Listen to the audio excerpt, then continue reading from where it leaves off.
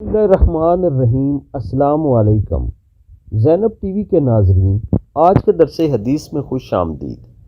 ناظرین اکرام، آج کے درس حدیث کا موضوع ہے ترکوں سے جنگ، قیامت کی نشانی۔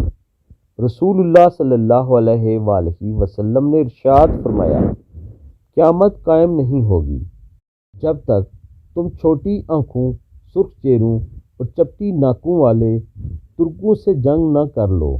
ان کے چہرے چمڑے چڑی ڈھالوں کی طرح چوڑے ہوں گے، اور قیامت قائم نہ ہوگی جب تک کہ تم ایسے لوگوں سے جنگ نہ کر لو جن کے جوتے بالوں والے چمڑے کے ہوں گے۔ صحیح بخاری۔